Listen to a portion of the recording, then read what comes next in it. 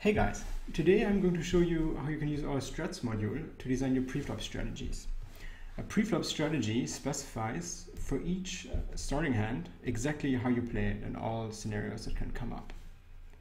Now, the first thing to notice is that full no-limit hold'em strategies are extremely tedious to write down, because to really specify a no-limit hold'em strategy in full detail, you have to specify what you do against each possible bet sizing and against 4 bets, 5 bets, 6 bets, and so on. So what we work with in the strats module is actually abstracted no-limit hold'em strategies. Let me go over some of the abstractions that we use. So first off, we break down the positional aspect of preflop strategies into two categories, in position and out of position.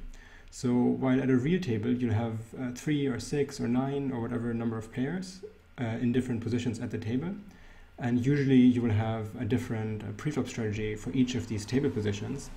We only care about whether you're in position or out of position, which means are you first to act or second to act. And then the way you use this module is you will have a bunch of in position and a bunch of out of position strategies, and you will use tags or names to clarify which positional matchups you designed them for. So you might have a strategy for big blind versus button, for example, and a different one for big blind versus small blind. And secondly, we condense the set of strategic choices by not taking into account different raise sizes for the most part, and also by not specifying anything over a 4-bet when it comes to re-raising. So the way we use this module is to write down a basic preflop game plan for all the common matchups, and then we make the last adjustments on the fly in game based on opponent tendencies and so on.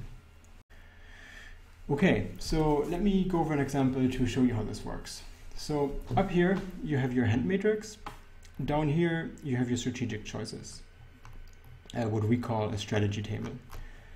And then here you switch between in position and out of position strategies. And what that means is you will change the set of available strategic choices. So here we have the out of position strategic choices, here we have the in position strategic choices. And then finally, to the right here, you have your frequency selector for mixed strategies.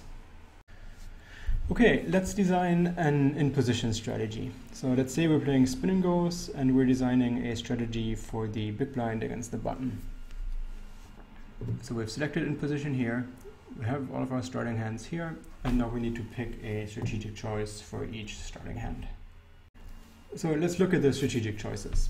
So for each hand, what it means to specify a preflop strategy in position is that we need to specify how we play against a limp, against a raise, and against a shove. And when we choose to re-raise a raise, so when we choose to 3-bet, we also need to specify what to do against a 4-bet. The way we encode these choices here is that we have 3 responses separated by bars for each possible action. So the first response tells us how we play against a limp, the second tells us how we play against a raise, and the third tells us how we play against a shove. So in this first option here, which is the default option, we check back versus a limp and fold to a raise or a shove. The second one here, we check back against a limp, call a raise, but fold to a shove. So if we go down this list, you see this is roughly sorted by strength of the response. So shove, shove, call means, we shove over limp, shove over raise, call a shove. Check, fold, fold means we check back, fold, fold, as I already said.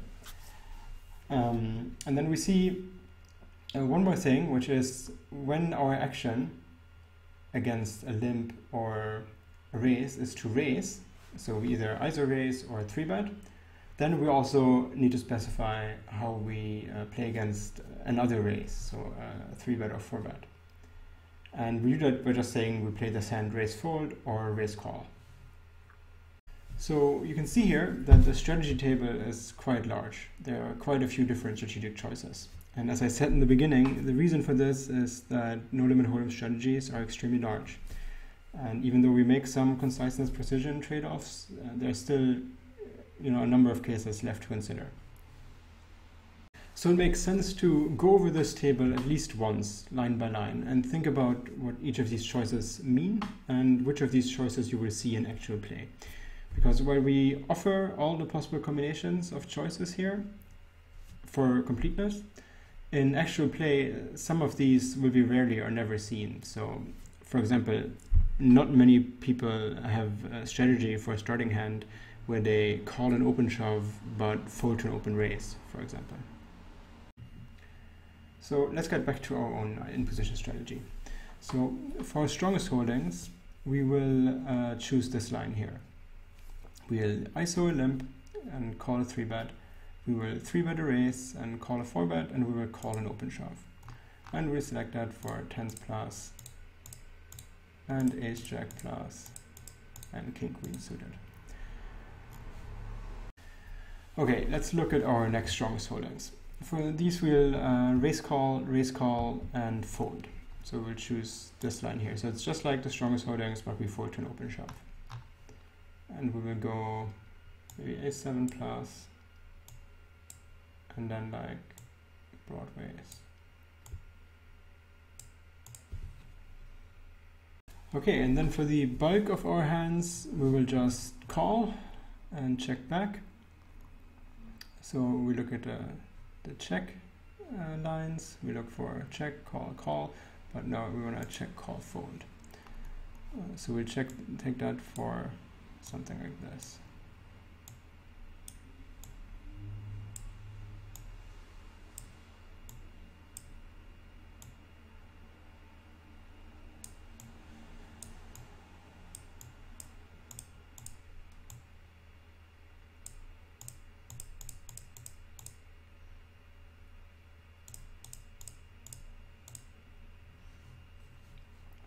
Then we'll add in some shoving hands just for fun.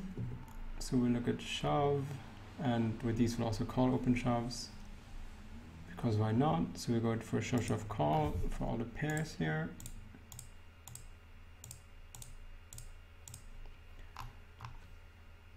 And then we'll hit calculate.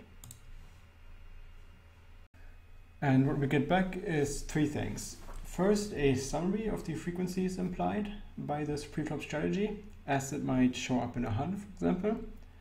And second, a graph summarizing the frequencies implied by the preflop strategy. So this is exactly the same information as this, but visually instead of textually. And you actually have three different graphs for the three different situations.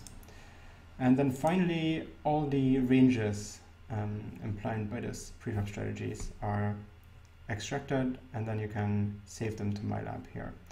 So here you see your shoving range and your fretting range and so on. So let's look at the frequencies.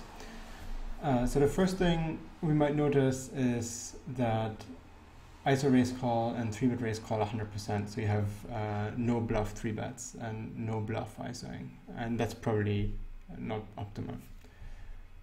Another thing we notice is that we only call a shove 10% of the time, which might seem like it's super exploitable, but that's just one of these things. Most strategies by default will not have that many hands that they call a shove with, but then in play, if your opponent starts to shove a lot, obviously you'll just widen those ranges. And we can also look at the graph real quick. So we see here checking back, by far most common, ISOing, a few shoves, mostly raises, and we always call. And so for raise, you know, when we raise, we always call.